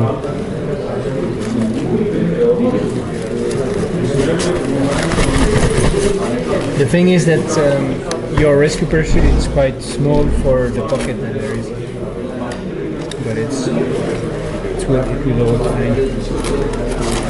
Vamos a meterlo por aquí.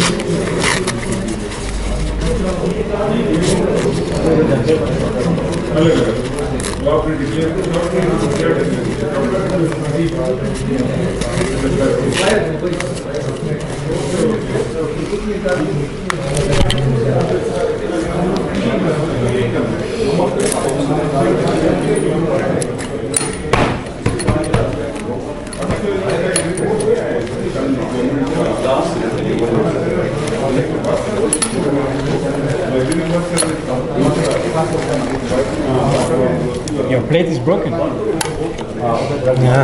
Shahaji इसकी plate टूटी हुई है ये यार सारे जो सिर्फ मांग के फ्लाई करते It's broken. This is not good for flying. You need to make a new one. Yeah. Really?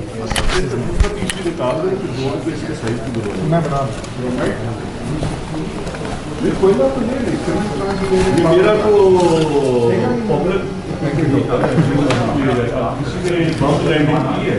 You make a new one, you release here, you put it back. And put it. Okay. You will be much more comfortable when you fly. It will change your life. Because here you don't have the right, when you put pressure, it bends, so it's not good. This is really helping you to guide your glider. I have one question.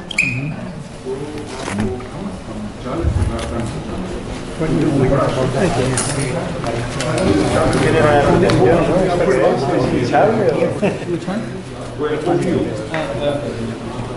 Advantage and disadvantage. The problem with the air is that on takeoff, because you need speed to inflate.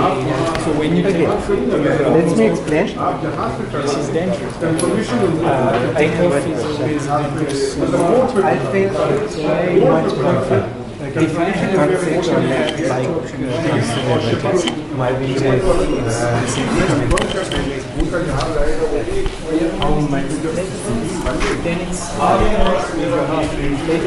how much is left? Yeah. It depends on you. It depends on your feeling in the air. When you open the window, then you close the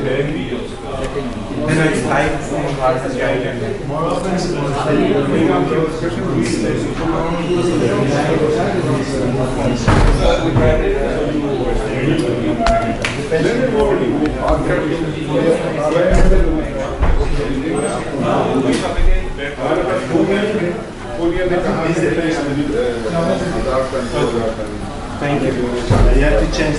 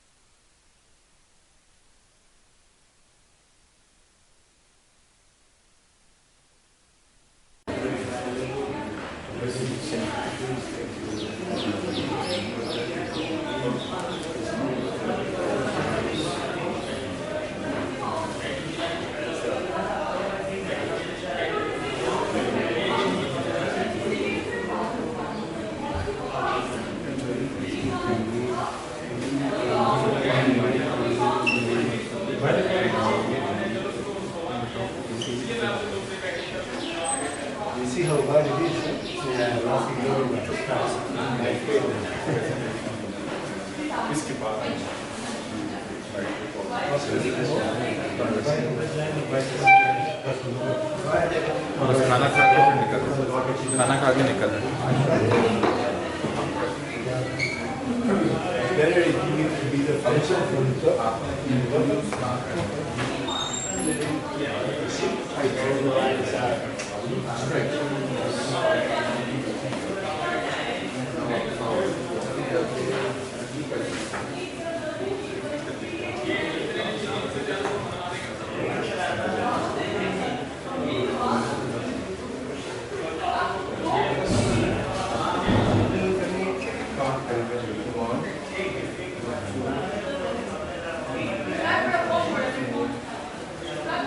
This is also a triangle. This is a triangle. Same one.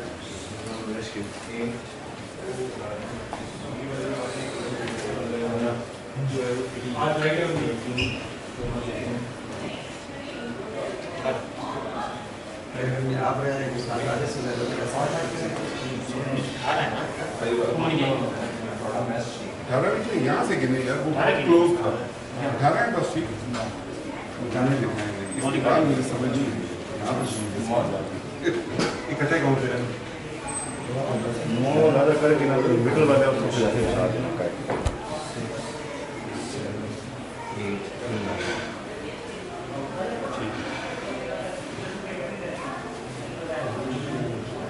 Nine इधर हो गया 9 उधर हो गया of करके वो वाला नहीं ये वाला फोन वैसे इधर साइड कर सकते हैं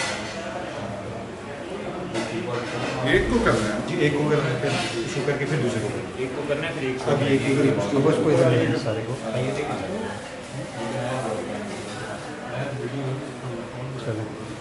ओके अब ये वाला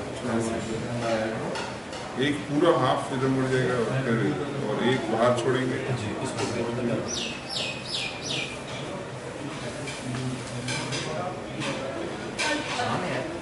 भट्टी साहब की भूल गए हैं आप सारे दर्द नहीं भट्टी साहब को कब आता था ये? ना करो बात क्या ना करो। खुदा का खौफ नहीं आता था ऐसे ही भट्टी साहब के पीछे पड़ जाते हैं पीछे पड़ जाता सही बात करो साफ करो भट्टी साहब को कब आता था रिजर्व फाइटर देखा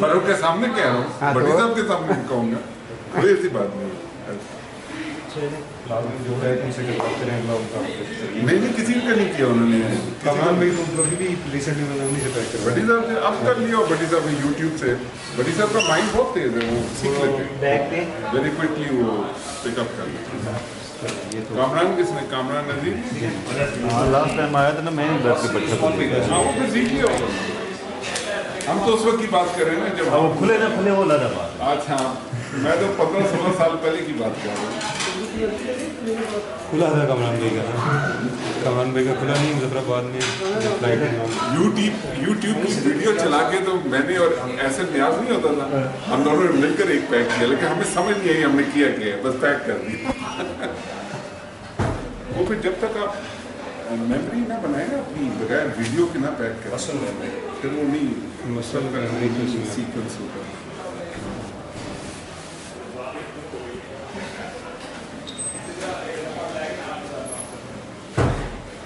बाहर ही लगवा रहे इन साइड इसको टर्न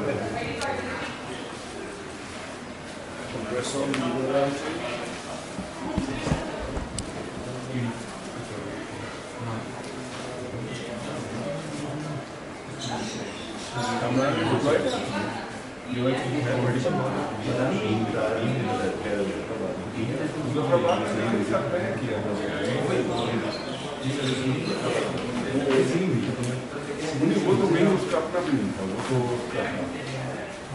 जो हार्नेस और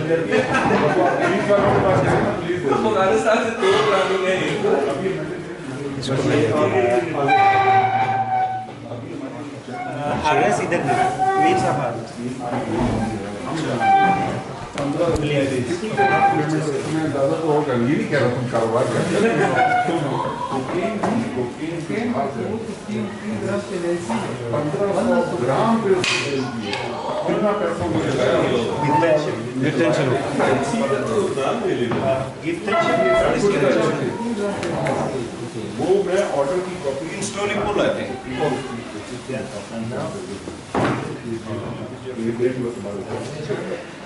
और एक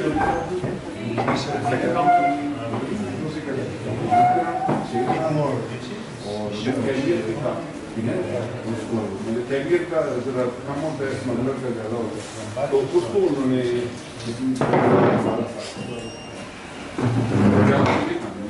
अभी कल क्या हुआ है, वो तो सबने देख लिया था, अभी शुक्र है लॉयर से प्रेशर है।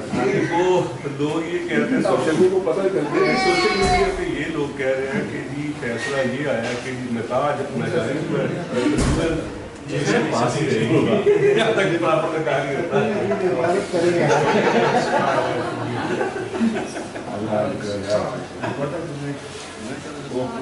अच्छा ये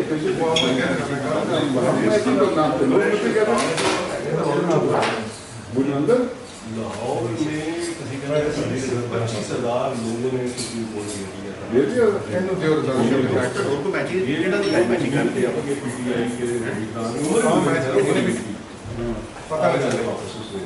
लेकिन उन्होंने लोगों की विनती की, हाथ जोड़े हैं पीटीआई को छोड़ दो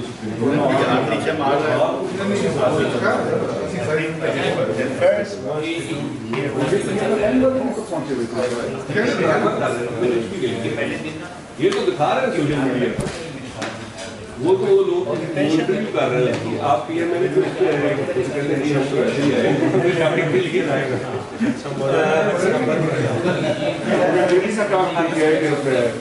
नहीं लोगों ने कहा उसके लिए ऐसे लेकिन अभी हम देखने अच्छा ये वो लोग कह रहे हैं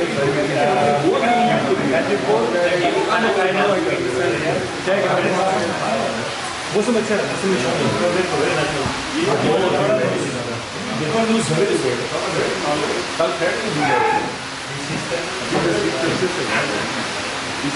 इसका समझी अपनी इसका दामाद जो है इसका भाई माँ सिटिंग इसका बेटा सिटिंग MPA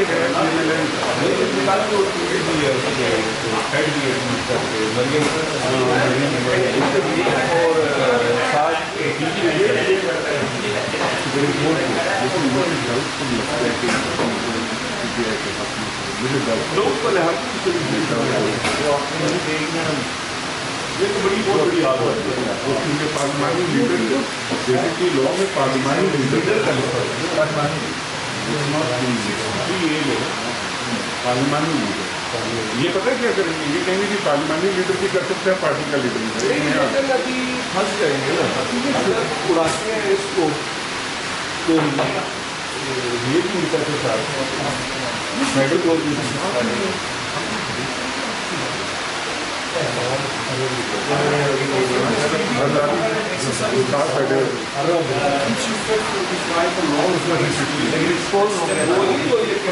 खाना लेने गाड़ी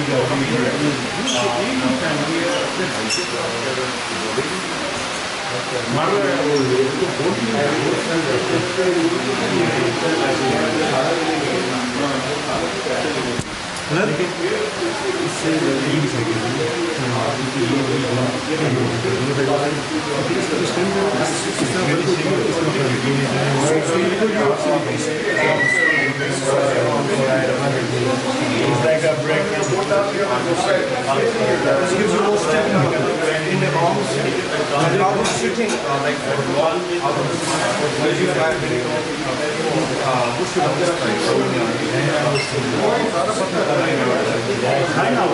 must be tiring, yes. 8 hours.